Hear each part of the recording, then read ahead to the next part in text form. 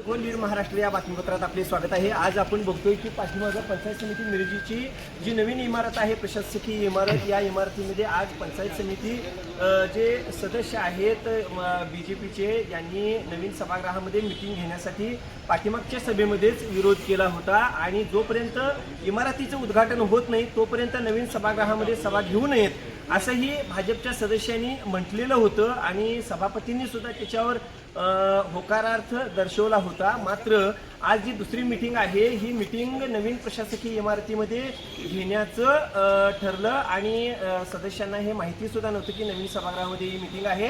मात्र ज्या वेळेला हे कळालं त्यावेळेला सगळे जाऊन सभागृहात बसले, नवीन सभागृहात, मग ते महायुतीचे असतील, महाविकास आघाडीचे सदस्य असतील।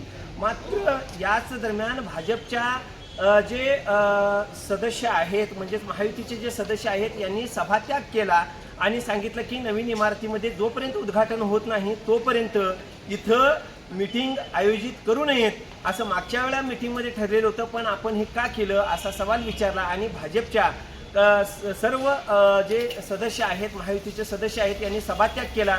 त्यांचं असं मत होतं की जोपर्यंत इमारतीचं उद्घाटन होत नाही तोपर्यंत जुन्या सभागृहामध्येच हे मीटिंग वगैरे किंवा हे विषय व्हायला पाहिजेत असं त्यांचं मत होतं। त्यामुळं भाजपचे जे सदस्य आहेत ते सभात्याग करून खाली आलेले आहेत। मात्र महाविकास आघाडीचे अजून सभापती असतील, इतर सदस्य असतील, ते मात्र खाली आलेले दिसत नाहीत। त्यामुळं एकंदरीत या दुसऱ्या मीटिंगला नवीन इमारतीवरून ट्विस्ट निर्माण झालेला आहे।